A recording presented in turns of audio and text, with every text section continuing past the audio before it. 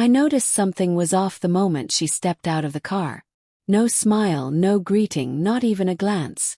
She just brushed past me, her heels clicking on the pavement as she headed toward the restaurant entrance. The night air was cold, but not as cold as the silence that followed her inside.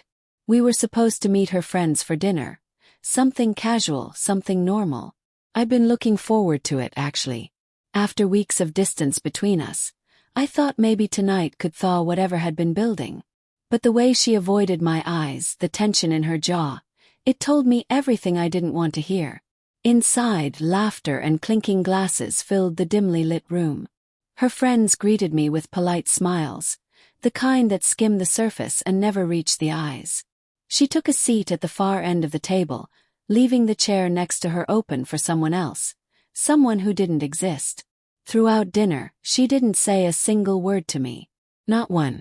She laughed with her friends, leaned in close to whisper something to her best friend, and sipped her wine like nothing was wrong.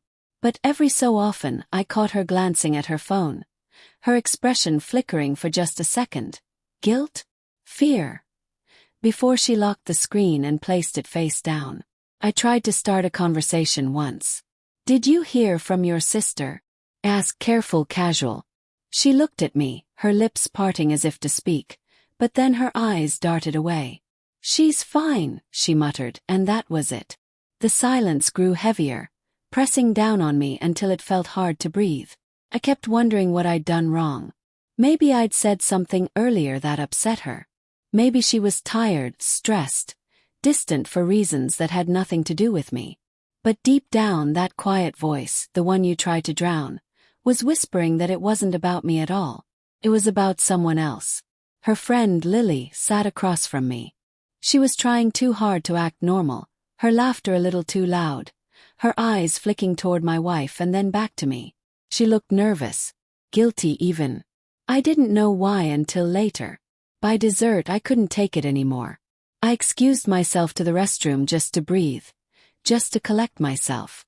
When I came back, my plate was gone, my seat empty except for a folded piece of paper resting on the edge of the table. Lily met my eyes as I reached for it. She didn't say a word, just gave a tight nod before looking away. The note was small, handwritten in her messy script. "Wait outside." My heart dropped. I glanced at my wife. She was still at the table, pretending to scroll through her phone, avoiding me completely. Whatever this was, she didn't want to say it in front of anyone. I slipped the note into my pocket and walked out. The night air hit me like a wave, cold, biting, electric with dread. I stood under the yellow glow of the street lamp, my breath fogging the air. Every minute felt longer than the last. Then she appeared, walking slowly toward me. Her face was unreadable. "What's going on?" I asked quietly. She stopped a few feet away, arms crossed, eyes down. I didn't want to do this in front of them. "Do what?" Her jaw trembled for a second before she forced the words out. "End this." The sound of it cracked something inside me. I took a step forward. "End what?" "Dinner. This night." "What are you talking about?" She shook her head. "Us." For a moment I couldn't process it. The word hung there, cruel and final. The noise from the restaurant drifted faintly through the door behind her.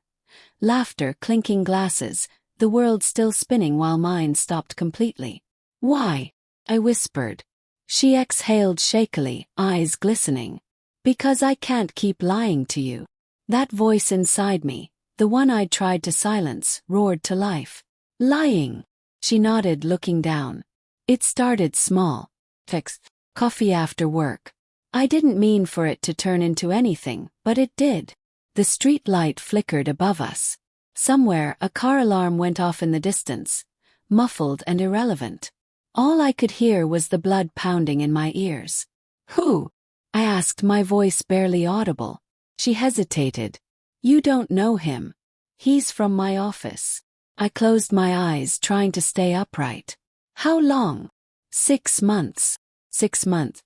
Half a year of lies hidden behind tired smiles and late nights at work. 6 months of me wondering if the distance between us was my fault. I wanted to scream.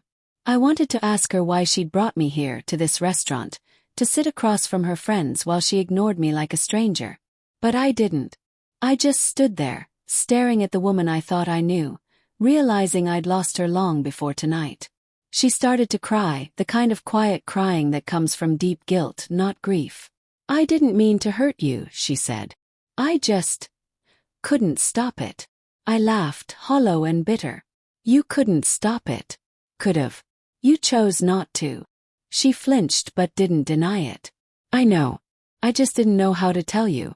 I thought maybe it would fade. But it didn't." She shook her head slowly. There was nothing left to say. The silence between us was the only truth that remained. I looked at her one last time, the woman who once felt like home, and realized that home was gone. When I turned to leave, she reached out, her hand brushing my sleeve. "Please don't hate me," she whispered. I looked at her, and for a moment I saw flashes of all our years together. The late-night drives, the laughter, the promises. I wanted to hold on to those, but they slipped away like smoke. "I don't hate you," I said quietly. "I just don't know who you are anymore." I walked to the car, my hands shaking as I fumbled with the keys. Through the window, I saw her still standing there, small under the light, crying into her hands. As I drove away, I felt something inside me shatter, not all at once, but in slow, deliberate pieces. The note was still in my pocket. I pulled it out at a red light, staring at the words, "Wait outside." For what? For the truth. For goodbye. Maybe both. By the time I got home, I realized something cruel but clear. She hadn't just ended us tonight. She'd ended us months ago, quietly, wordlessly, while I was still trying to fix something that was already gone. And the silence that haunted me all evening wasn't confusion or anger. It was closure, hers, not mine.